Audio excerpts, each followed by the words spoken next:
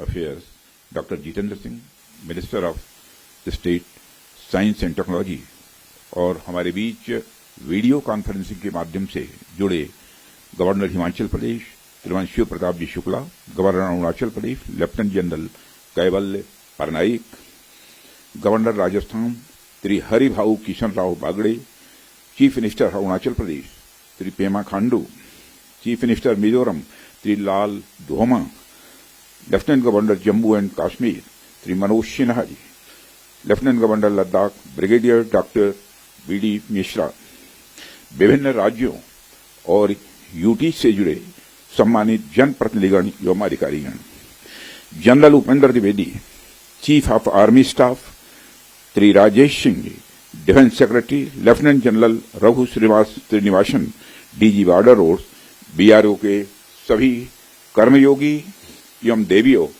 व सज्जनों,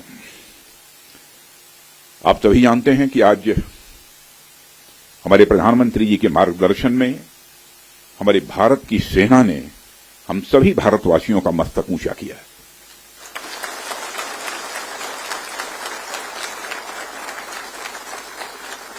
इसलिए मैं चाहता हूं कि एक बार अपने स्थान पर खड़े हो जाएं और मैं नारे लगाऊंगा। हमारे देश के सेना के जवानों के सम्मान में हम सभी बोलेंगे, भारत माता की, भारत माता की, भारत माता की। बहुत बहुत धन्यवाद। साथियों, जैसी कि आप सबको जानकारी है कि कल रात हमारी भारतीय सेनाओं ने अपने अद्भुत शौर्य और पराक्रम का परिचय देते हुए एक नया इतिहास रच दिया है। साथियों, भारत की सेना ने सटीकता, सतर्कता और संवेदनशीलता के साथ कार्रवाई की है। हमने जो लक्ष्य तय किए थे उन्हें ठीक समय तय योजना के अनुसार सटीकता से उन्होंने ध्वस्त किया है और किसी भी नागरिक ठिकाने, सिविलियन पॉपुलेशन को जरा भी प्रभावित न होने देने की संवेदनशीलता भी हमारी सेना ने दिखाई है।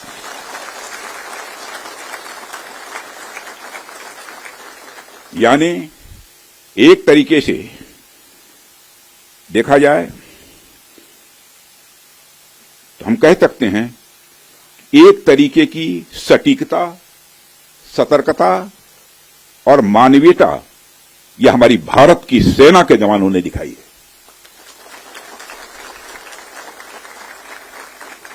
जिसके लिए मैं हमारे सेना के जवानों और अधिकारियों को पूरे देश की ओर से मैं साधुवाद देता हूं और सेना को संपूर्ण संबल प्रदान करने के लिए अपने प्रधानमंत्री माननीय नरेंद्र मोदी जी को भी मैं साधुवाद देता हूं।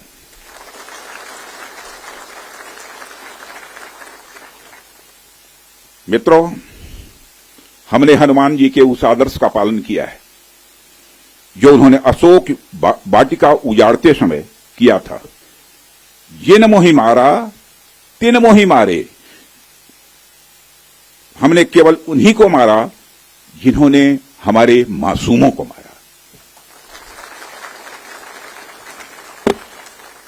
साथियों, प्रधानमंत्री श्री नरेंद्र मोदी के नेतृत्व में हमारी सेनाओं ने ऑपरेशन सिंदूर लॉन्च करके पहले की तरह ही इस बार भी आतंकियों को ट्रेनिंग देने वाले कैंप्स को तबाह करके करारा जवाब दिया है। भारत ने अपनी सरजमी पर हुए हमले का जवाब देने के लिए अपने राइट टू रेस्पॉन्ड का इस्तेमाल किया है और हमारी यह कार्रवाई बेहद सोच समझकर सधे हुए तरीके से की गई है। आतंकियों के हौसले पस्त करने के उद्देश्य से यह कार्रवाई महज उनके कैंप्स और इंफ्रास्ट्रक्चर तक ही सीमित रखी गई है। मैं पुनः हमारे आर्म्ड फोर्सेस के शौर्य को मैं नमन करता हूं। साथियों, आज बॉर्डर रोड ऑर्गेनाइजेशन के 66वें फाउंडेशन डे पर आपके बीच उपस्थित होना मेरे लिए गौरव का विषय है और यह खुशी की बात है कि आज इस इम्पोर्टेंट डे पर बीआरओ द्वारा निर्मित 50 इंफ्रास्ट्रक्चर प्रोजेक्ट्स का उद्घाटन करने का अवसर भी हमें प्राप्त हो रहा है। मैं आप सभी का आभार व्यक्त करता हूं कि आपने मुझे यहां आमंत्रित किया है। साथियों, किसी भी संस्थान के लिए उसका फाउंडेशन डे यह बहुत ही महत्वपूर्ण हुआ करता है। वैसे भी 65 वर्षों की आपकी जो यात्रा रही है वो बेहद गौरवशाली रही है। इसलिए आज का दिन उस गौरवमयी यात्रा को याद करने का दिन है। इसके साथ साथ यह दिन ठहर कर सोचने का भी दिन होता है कि अपनी अब तक की यात्रा में हमने क्या क्या हासिल किया है, और यह हमारी अब तक की कार्यप्रणाली का विश्लेषण करने का भी यह दिन है। साथ ही यह एनालिसिस करने का भी दिन है कि भविष्य में हमारी राह क्या होनी चाहिए। साथियों, मैं देख पा रहा हूं कि वीडियो कॉन्फ्रेंसिंग के माध्यम से देश के अलग अलग क्षेत्रों से हमारे कई साथी जुड़े हुए हैं।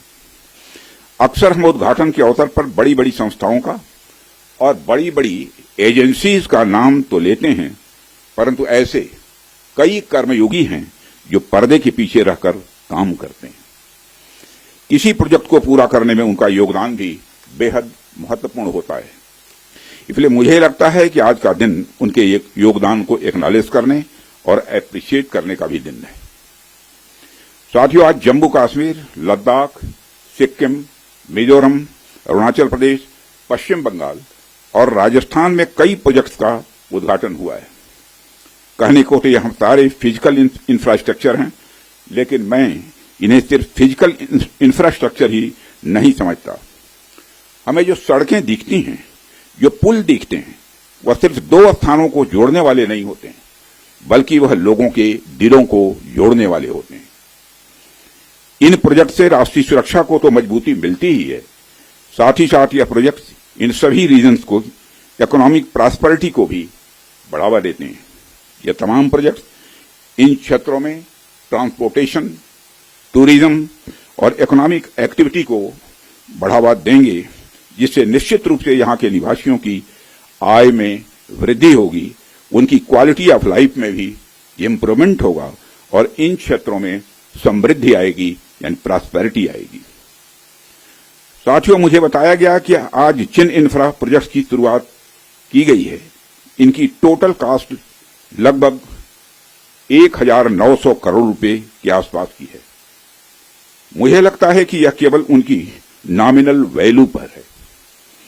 इसकी असली वैल्यू है वह तो हम आंक भी नहीं सकते। इन सड़कों के माध्यम से जब कोई बच्ची स्कूल जाएगी और अपना भविष्य बनाएगी, तो उसके इम्पैक्ट का आकलन भी हम नहीं कर सकते। इन ब्रिजेज के माध्यम से जब यहां एम्बुलेंसेज दौड़ेंगी और समय पर लोगों को इलाज होगा, उसकी वैल्यू को भी नहीं आंका जा सकता है।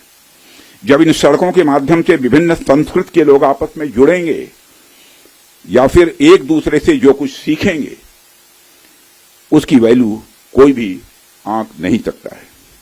जब इन टनल्स के माध्यम से यहां के किसानों द्वारा उगाए गए फूल, फल, सब्जियां इत्यादि दूसरे क्षेत्रों में आसानी से पहुंचेंगे, उसका जो आर्थिक और सामाजिक प्रभाव यहां के किसानों पर पड़ेगा, उसकी वैल्यू, उसकी कीमत कोई भी नहीं आंक सकता। साथियों, मैं इन प्रोजेक्ट्स की डिटेल देख रहा था। मैंने देखा कि इनमें छोटे से लेकर बड़े रोड्स, टनल्स और ब्रिजेज हैं। कुछ मीटर से लेकर सैकड़ों किलोमीटर तक इनकी लंबाई है। हालांकि उनकी लंबाई से कोई खास फर्क नहीं पड़ता है। कोई पुल अगर छोटा है, कोई सड़क यदि छोटी है, तो इससे कोई खास फर्क नहीं पड़ता, क्योंकि दुनिया की लंबी से लंबी जो यात्राएं होती हैं, वह सिर्फ एक छोटे से रास्ते से ही शुरू होती हैं। इसलिए इन प्रोजेक्ट्स की कीमत, इनकी वैल्यू सिर्फ इस बात से नहीं आंकी जा सकती या फाइनेंशियली या फिजिकली कितना बड़ा प्रोजेक्ट है और यह कितना छोटा प्रोजेक्ट है।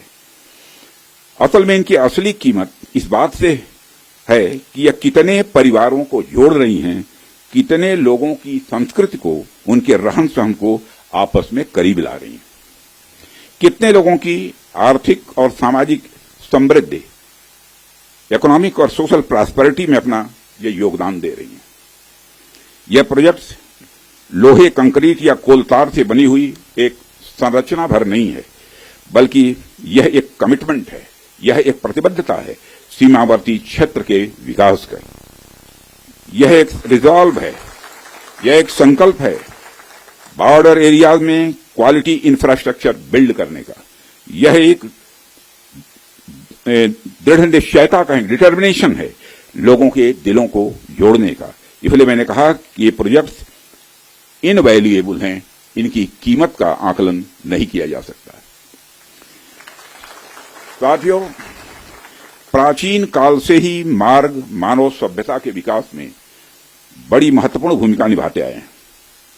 मार्गों की महत्ता हमारे इतिहास में हमेशा से रही है। जब आप मानवता का इतिहास पलट कर देखेंगे तो आप ये पाएंगे कि ट्रांसपोर्टेशन रूट्स ने कितना इंपॉर्टेंट रोल प्ले किया है। इतिहास बताते हैं कि सिविलाइजेशन थ्राइव हुई तो उसके पीछे रूट्स और राजमार्गों का बहुत बड़ा योगदान रहा है। कला, साहित्य, संस्कृति और विज्ञान का प्रचार प्रसार एक क्षेत्र से दूसरे क्षेत्र तक इन्हीं के माध्यम से फैलता है। यदि मैं भारत के संदर्भ में बात करूं तो मुझे यहां के दो इंपॉर्टेंट रूट्स के नाम स्वाभाविक रूप से याद आ रहे हैं।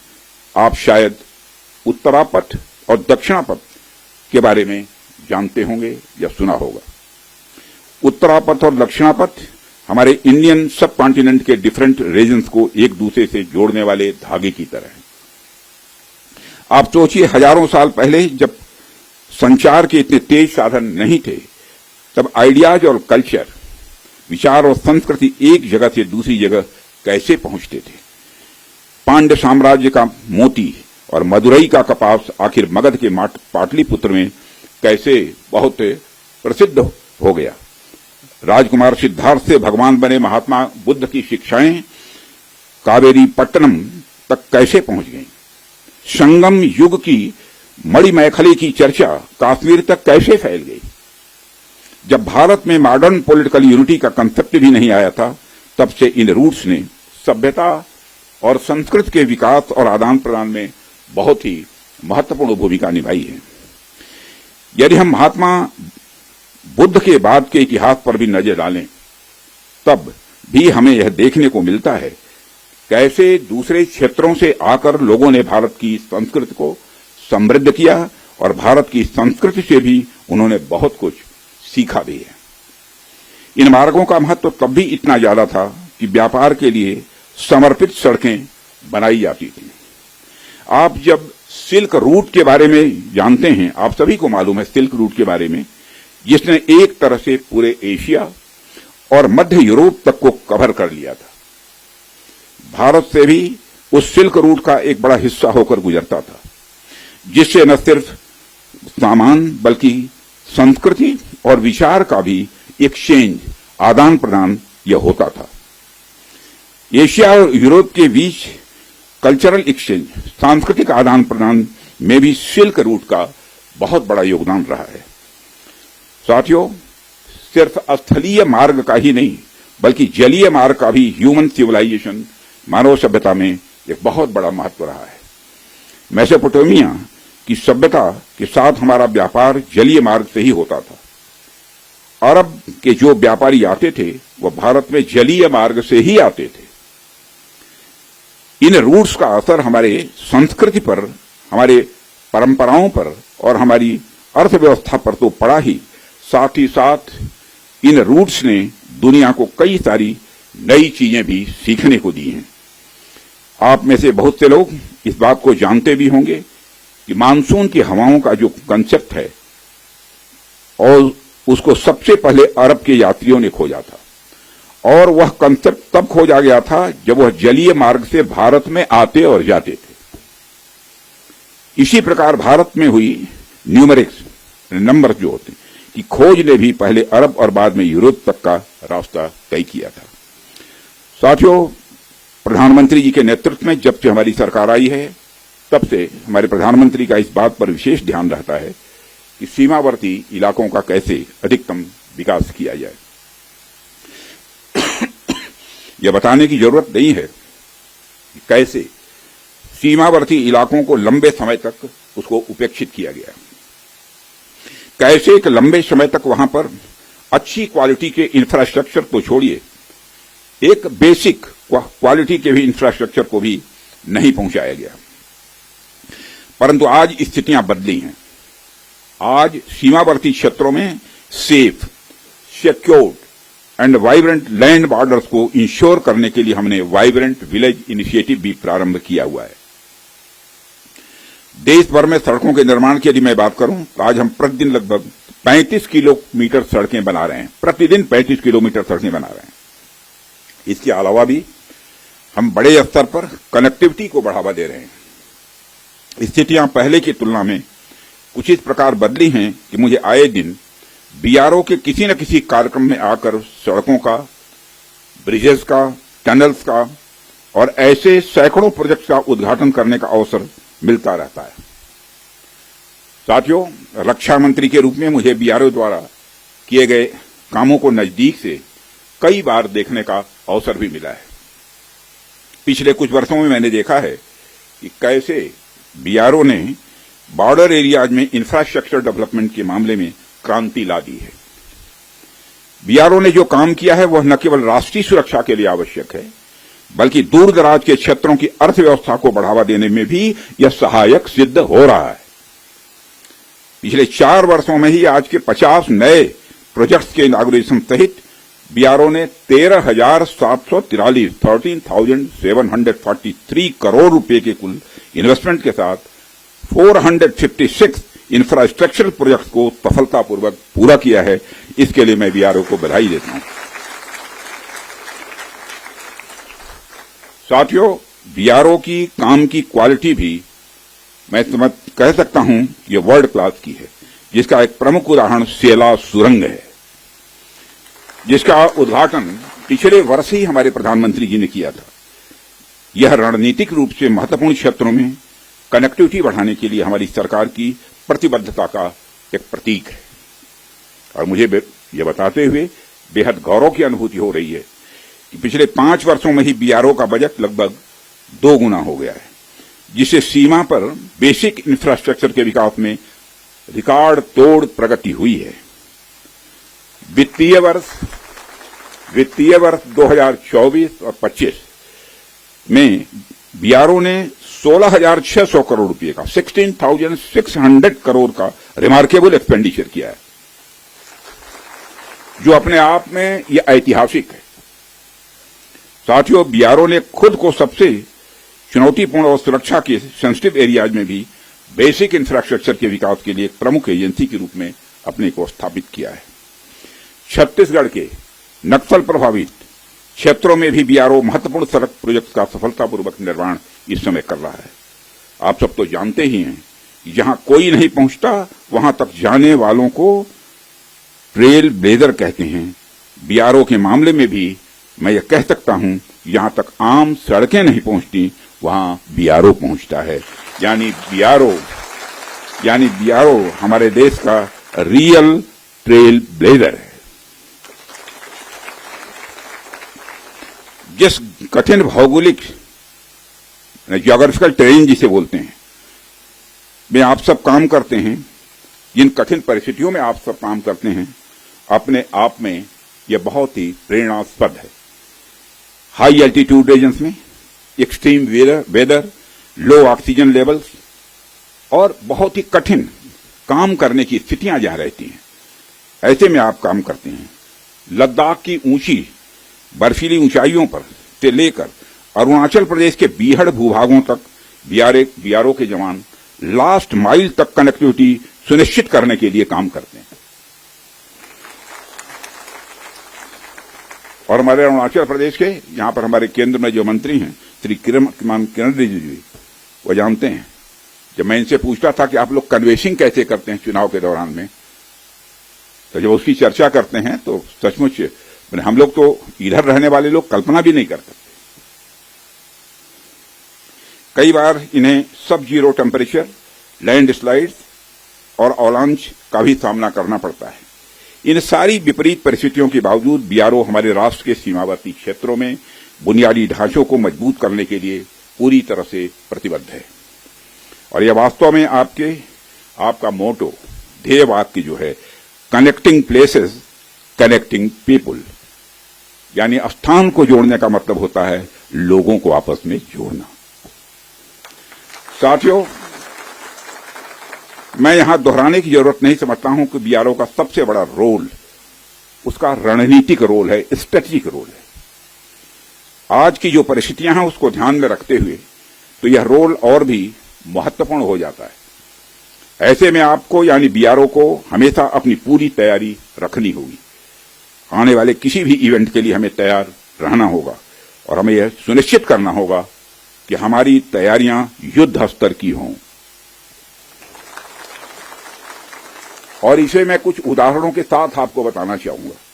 जैसे आप मान लीजिए कि आपके पास बेहद तेज गति से चलने वाला कोई व्हीकल है, कोई गाड़ी है, लेकिन उसकी स्पीड के हिसाब से कोई सड़क आपके पास नहीं है। ऐसे में फिर उस गाड़ी का कोई मतलब नहीं रह जाता है। हमारे पास कितने भी बड़े टैंक्स या आर्मर्ड व्हीकल क्यों न हो, लेकिन यदि सही समय पर सही स्थान तक वह नहीं पहुंच पा रहे हैं तो उनका कोई महत्व नहीं है। यदि हम नए नए फाइटर प्लेन्स अपने बेड़े में शामिल करें, लेकिन हमारे पास एयर बेस की अच्छी फैसिलिटी न हो तो उनका कोई महत्व नहीं रह जाता है।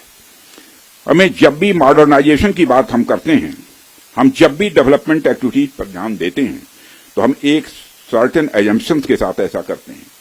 हमारे कुछ डिफाइंड पर्पसेस होते हैं जिनको ध्यान में रखकर हम कोई भी डेवलपमेंट एक्टिविटी करते हैं। जैसे यदि हमारा कोई फाइटर प्लेन अपने बेस के अलावा किसी सड़क पर उतरता है तो उसके सड़क पर उतरने मात्र से ही उसकी क्षमता कई गुना बढ़ जाती है, क्योंकि अब उसके पास बेस के साथ साथ सड़क के रूप में भी एक विकल्प मौजूद है। ऐसे में उस फाइटर प्लेन को अपनी हर छोटी मोटी जरूरत के लिए बेस पर वापस नहीं जाना पड़ेगा। इसलिए हम हमारी आर्म फोर्सेस की हर जरूरत के लिए न्यू जनरेशन इंफ्रास्ट्रक्चर बिल्ड करें, यह समय की आवश्यकता है, यह समय की मांग है। मुझे पूरा विश्वास है कि बीआरओ इस आवश्यकता के अनुरूप पूरी तरह से तैयार है। साथियों, एक रक्षा मंत्री के रूप में और इसके पहले एक गृह मंत्री के रूप में मुझे बीआरओ द्वारा निर्मित सड़कों पर यात्रा करने का कई बार सुखद अनुभव भी मिला है। उन अनुभवों के आधार पर मैं यह कह सकता हूं कि जिस हाई क्वालिटी की सड़क आप लोग बनाते हैं वह अद्भुत है। वह सड़कें इतनी सुंदर होती हैं कि उस पर चलते हुए आदमी कई बार अपनी मंजिल तक भूल जाए। मैं तो देशवासियों से यह भी कहना चाहूंगा, यदि आपको बिना मंजिल की यात्रा का आनंद लेना है, लेकिन पर्वतीय क्षेत्रों में, मैं मैदानी क्षेत्रों की बात नहीं कर रहा हूं, पर्वतीय क्षेत्रों की बात कर रहा हूं, यदि आपको बिना मंजिल की यात्रा का आनंद लेना है और पर्वतीय क्षेत्रों में, तो आप बीआरओ की बनाई हुई सड़कों पर निकल पड़िए। आपको जो आनंद आएगा उसे आप कभी भूल नहीं पाएंगे। और मैं यह सिर्फ कहने के लिए नहीं कह रहा हूं, बल्कि बहुत सोच समझकर यह बात मैं कह रहा हूं। जब भी आप बीआरओ द्वारा निर्मित सड़कों पर जाएंगे तो जाहिर सी बात है आप सीमावर्ती इलाकों के लोगों से मिलेंगे, उनसे बातचीत करेंगे, आप वहां के कल्चर, वहां के अन्य जो परंपराएं हैं, प्रथाएं हैं, उनको पहचानेंगे और इससे कहीं न कहीं आपको एक ऐसी यात्रा का अनुभव मिलेगा जिसे आप जिंदगी भर याद रखेंगे।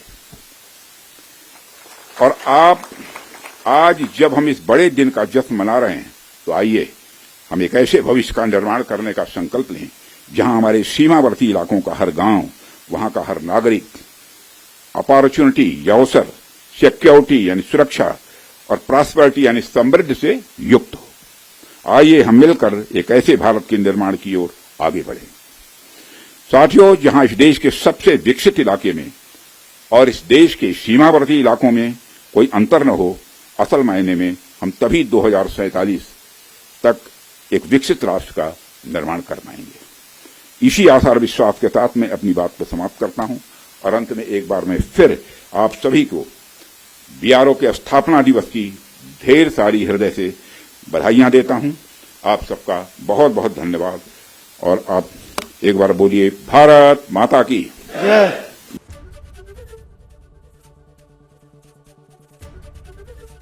एबीपी गंगा, खबर आपकी, जुबान आपकी।